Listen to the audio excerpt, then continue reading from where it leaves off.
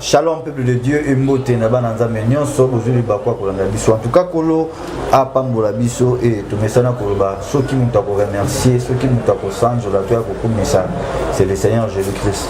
Pambate, il a renouvelé encore sa bonté na kati ya bomona biso et voilà pourquoi il faut te remercier et te passer merci.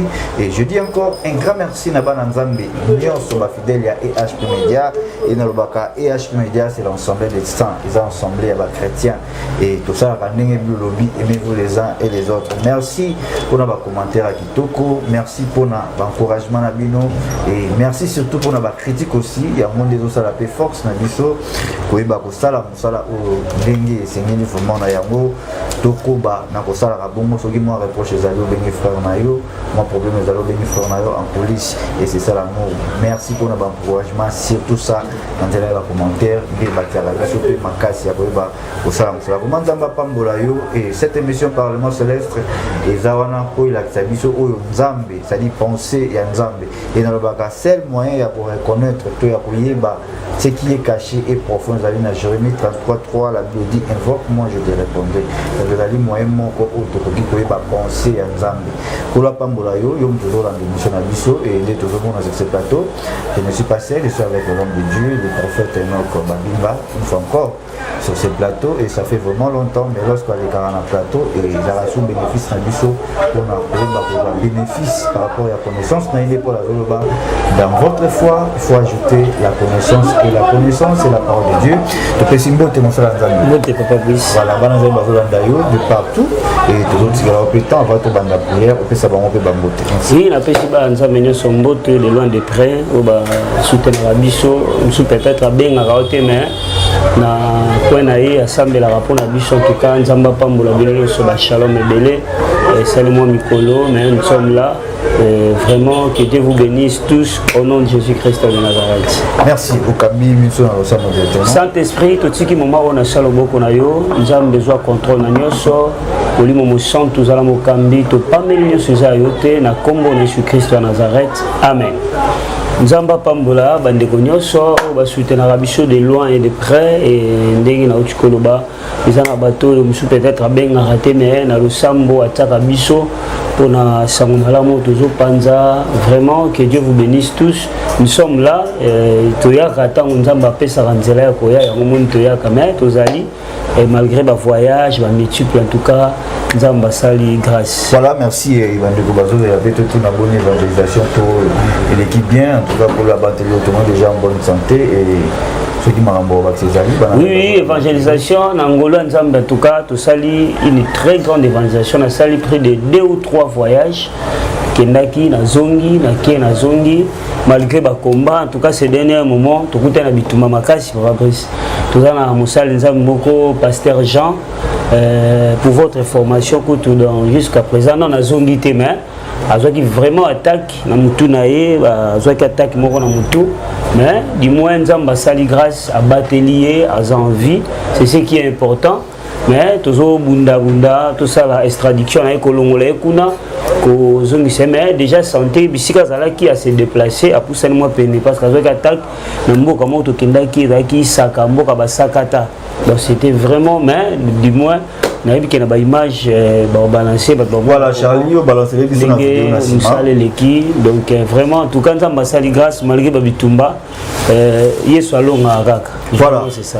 Merci beaucoup prophète Enoch Babinga ça fait longtemps que on a quatre plateau mais et c'est on a fait ça surtout ya bio boy c'est que penser à Nzambe Zakatina yo n'est c'est poussé par l'esprit que les hommes parlent de la part du Seigneur on a d'autres qui l'a eu temps pour couper sa message au Mimi Balanzambe mais avant on a d'abord tu as vu que bah j'ai voulu parce que on a vu que au Kambaka aux encadreurs il y a jeunesse aux encadreurs il y a bana et donc meka pour les caté bon au centre tout photo tout na santé à bana oui santé à bana Nzamba au batela je crois bientôt là bah au moins la image Nzamba au sunga tout ça la moi déménagement moko bah moyen mke toujours réuni petit à petit mais to comme déjà musika la ligne vraiment na le bangoté to comme déjà musika bientôt là vous verrez des images comment tout ça les moi déménagement tout le qui me place moisa un peu bien, je crois, on a sa adresse avec les images pour moi.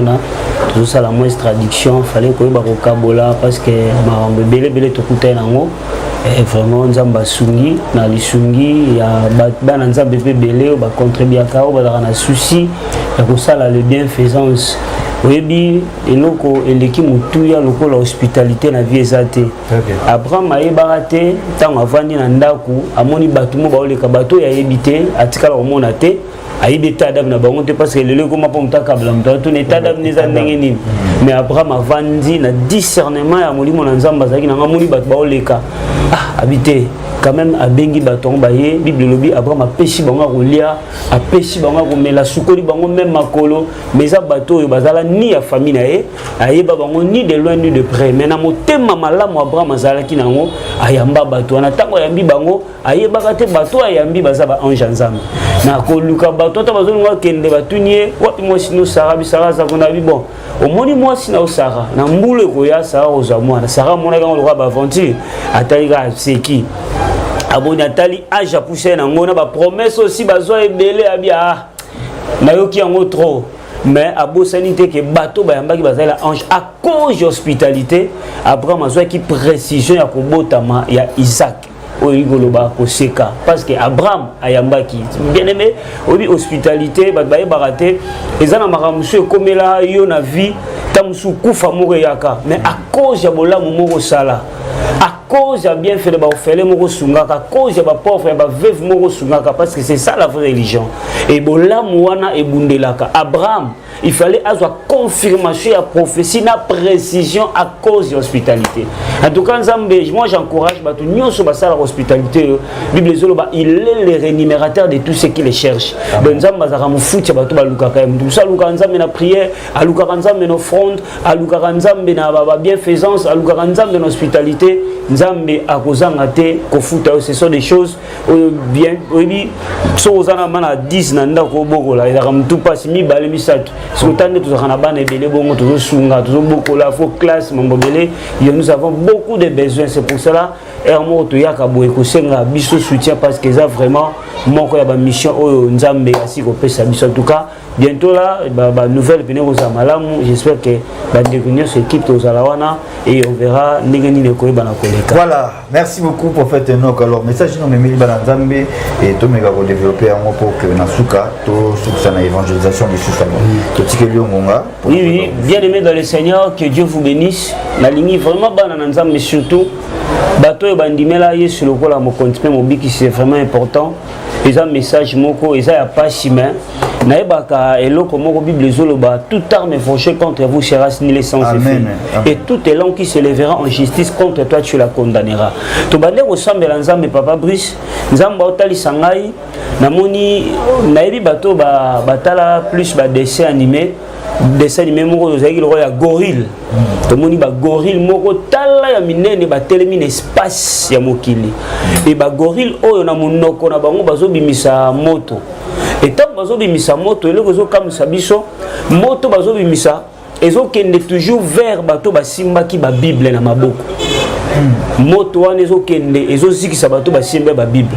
Et nazo tuna nzambe Seigneur pourquoi cette image ya ba gorille ya minene kola zoloba eza esprit de mort oyo satana azo tinda na monde entier et kobanda début ya mois ya octobre novembre décembre mi pepe ya kufa ekotelema makasi et kufa oyo ekosatake plus ekozala bana na nzambe et le Seigneur azo senga na bana na nzambe nyonso ba mois oyo ezolandela po tokoma 2023 ekozala ba chose moko très horrible ezo senga bana na nzambe tozala vraiment dans la prière avec sincérité et kola zoloba attaque oyo kozala plus ekotake mingi bana na nzambe surtout ba chrétien parce que tout le monde a dit gorille azo bimisa moto mais moto ezo take ba simbaki ba Bible oyo ezo lakisa image ya bana na nzambe eza esprit de mort oyo satana alingi kotinda na monde entier et tout le monde a dit ba gorille bazalaki l'espace et kola zo biso ekozala ba chose moko très horrible c'est pour cela dalina interpeller batu nyonso basambelaka pona Congo basambelaka pona monde entier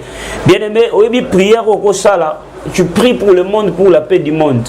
Peut-être que yozo kansaloro za na Congo, so sambeli za répandre na Congo, bon bandeko baza na France, bandeko baza na Belgique. Et les sénateurs ba image zo mon esprit de mort. Et ça délégué dans le monde de ténèbres et quoi attaquer plus bana ya Nzambe, bana basali ya Nzambe et ko za bena focaliser pour na ba chrétien pour ce que na mikolo tozo koma posa na bango.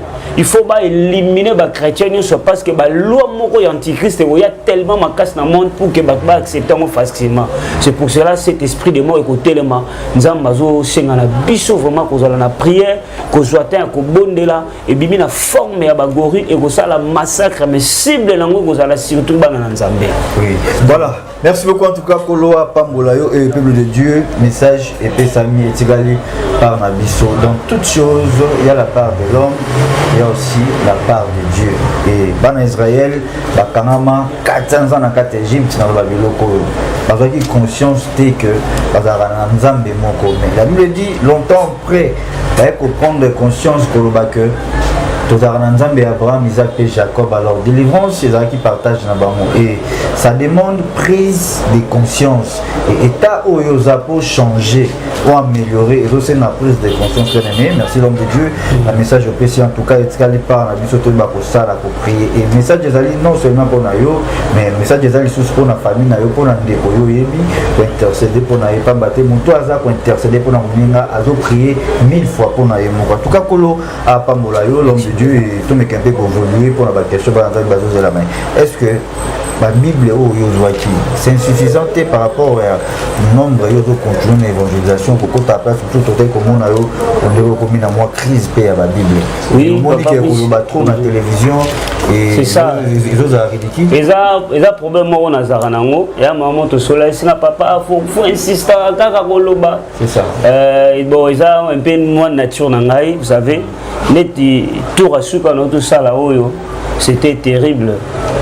Ils ont attendu sur tout le monde comme ils balaient va bien va soutenir biso mais le rôle des mission à biso moi pas pour les la parce que ça on peut comme commander trop bah nous sommes comme le rôle la cop le rôle l'amour il y a une fois on a reçu la 3 4 mois les gars on a peine à télé j'envoie mes messages à l'audio et ça par un moment bah principe n'a pas respect en tout cas c'est dernier moment toujours bah difficulté énorme quand on a biso on est au voyage qui c'était vraiment terrible tout coup un na ba combat ngamo na zala qui attaqué il a fallu faire tout ça la 21 jours à jeûne prière pour nous repousser l'oppression on a véritablement facilité talaka na mboka moto koma na kalo ba Bible même ici là qui la Bible ici là qui bon faute de moyens to lobi musalo de l'évangélisation et la prescription au Yesu appelle ça et la évêque archevêque et la tous les ministres de Dieu mission primordiale à moi dans Nzambe c'est gagner les âmes.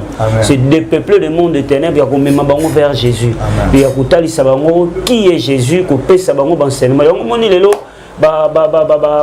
déviation c'est belé il y a des gens qui comparer même Yesu na mutu mo za la ima donc mutu za na maya makila or Jésus c'est lui le véritable Dieu mais on moni zo senga vraiment conseiller siko moi je me demande ce qui mutu aboye a eu occasion au ma place au bateau bayamba sur comme konzi mobilicité a ebisi bango directement que ah on les a Jésus tes âmes tout tel donc directement bateau se perd.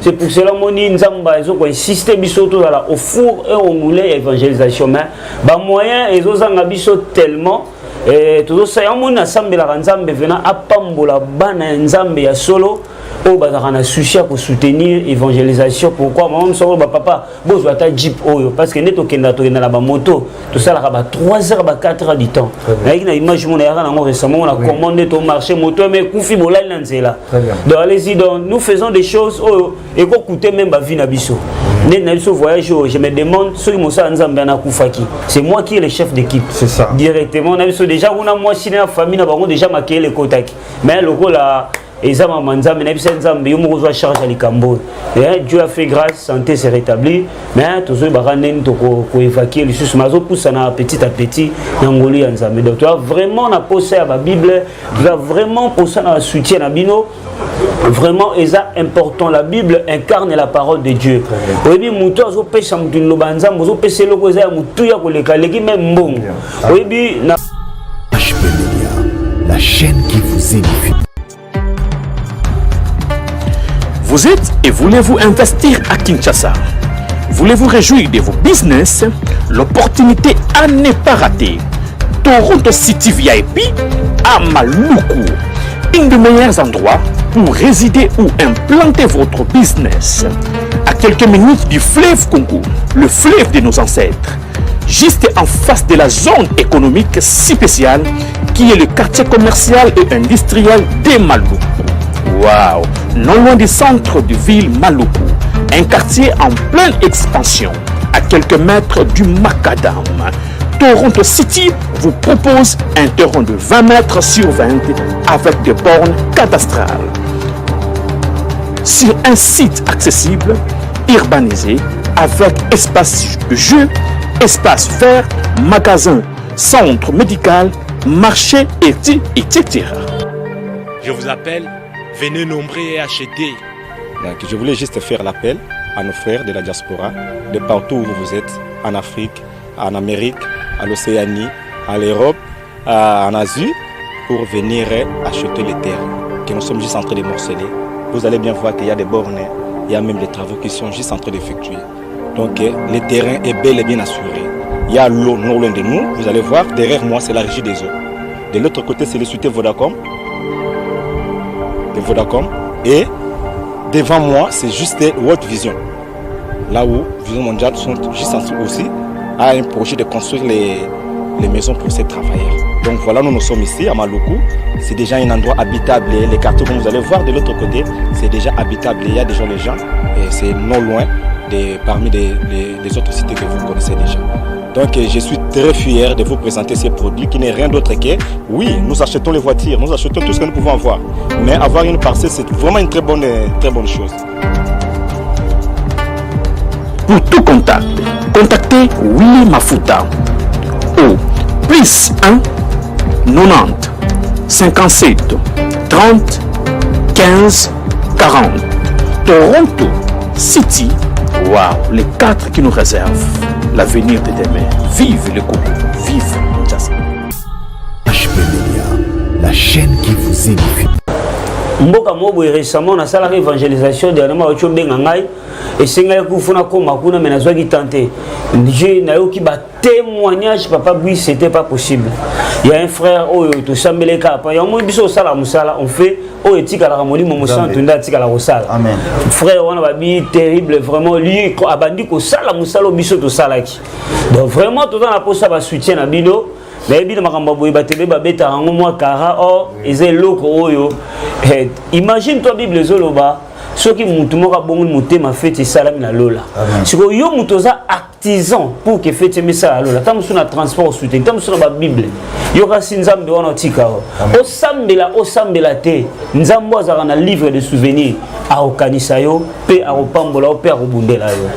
Vraiment c'est ça. Merci beaucoup. Alors on a sali appel na ba papa nyonso pe ba mwa nyonso ba frère ba sœur na nga tozolanda et tolba na témoignage première catégorie ya bato ba okota lola eza bato ba évangélisaka bato yo ba soutenaka mosala ya Nzambe et surtout bato yo ba sala rango na kati ya motema en retour yebi ko zozela loko mais eza bato nde ba ozala considérer na lola. Alors tango ngana lobaka to participer na bénédiction évangélique. Donc alors son numéro est affiché na bas écran.